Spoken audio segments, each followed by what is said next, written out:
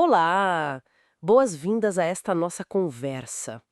Hoje, a gente vai organizar um pouco os principais eventos das eras geológicas da Terra, sabe? Usando o material que a gente recebeu. Isso aí. É uma revisão, assim, essencial para quem está se preparando para o Enem, para os vestibulares, né? Ajuda a colocar em ordem as grandes fases do nosso planeta. Com certeza. É muita coisa, muito tempo para cobrir. É tempo pra caramba. Então, bora encarar essa linha do tempo imensa?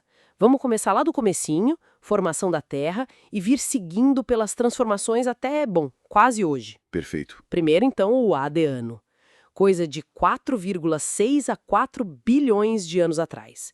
Imagina só, um cenário extremo. É tipo um inferno mesmo. Temperaturas altíssimas, vulcanismo intenso por todo lado, aquela crosta sólida que a gente conhece hoje. Nada ainda. Não existia, né? Eram só as primeiras rochas ígneas se formando ali naquele caos. Exato. E nesse cenário, bom, o palco estava sendo preparado, né? Aí quando a gente avança para o Arqueano, isso entre 4 e 2,5 bilhões de anos atrás, a coisa começa a mudar um pouco. Ah, aí sim. Surgem as primeiras formas de vida.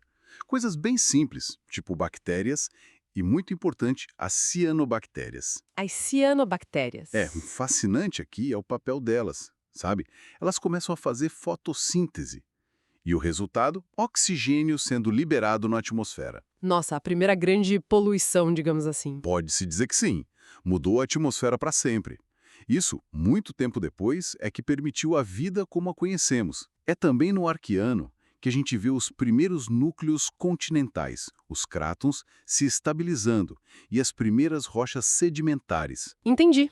Aí a gente entra num período enorme, o Proterozoico, de 2,5 bilhões até uns 541 milhões de anos atrás. É muito tempo. É tempo demais. Bilhões de anos. Nesse período todo, formaram-se muitas rochas, que hoje são a base dos continentes, os tais escudos cristalinos, né? Isso, são como a estrutura antiga, o esqueleto dos continentes, super resistentes. E para o Brasil isso é bem concreto. As estruturas que deram origem às serras do mar, da Mantiqueira, começaram a se formar aí. Exatamente. E também o famoso quadrilátero ferrífero, lá em Minas Gerais. Aquela reserva gigante de minério de ferro. Uau! Vem dessa época tão antiga assim? Vem sim, incrível pensar nisso, né? Essas paisagens têm raízes muito, muito profundas. Demais. E toda essa longa preparação, digamos, nos leva ao éon Fenerozoico. Esse nome significa vida visível. Começa há 541 milhões de anos e vem até hoje. Ah, agora a vida começa a aparecer de verdade nos fósseis, né? Exato.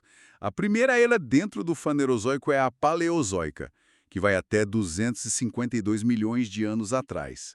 Aqui tem um evento grande, as placas tectônicas. Aquelas placas flutuando sobre o manto? Essas mesmas.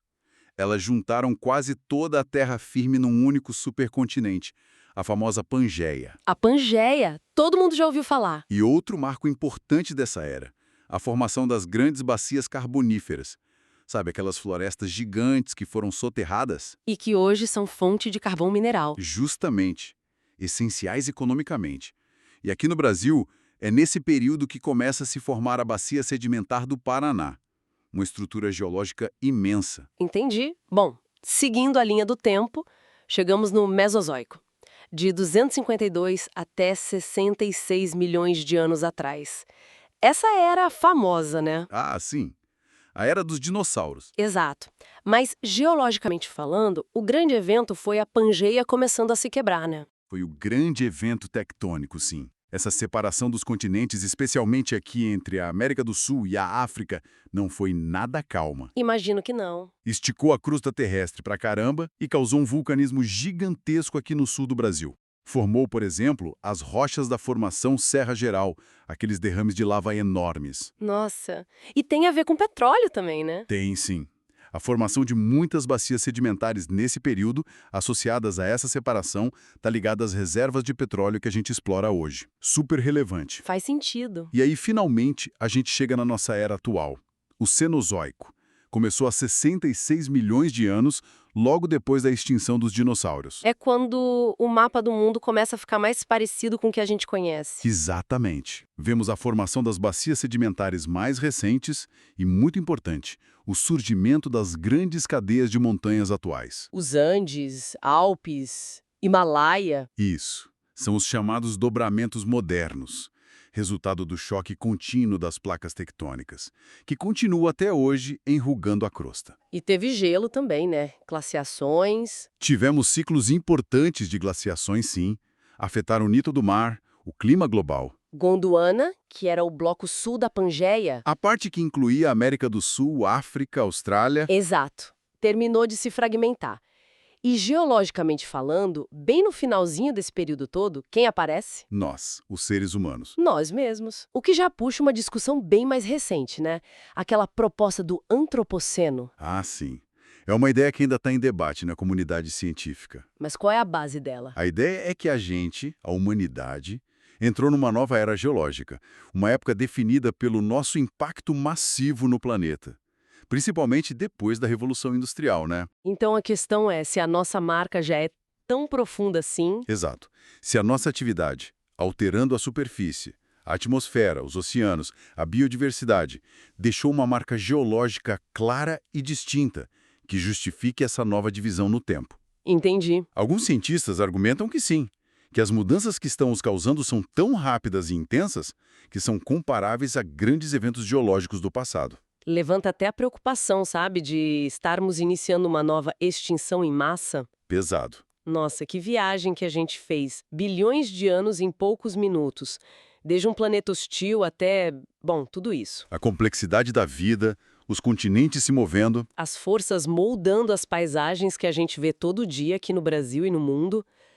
Dá uma perspectiva diferente, né? Legal. Sobre a história profunda da nossa casa. Lógico, as transformações naturais, os eventos de crise e recuperação da vida no passado. Como isso nos ajuda a entender o agora? Exato.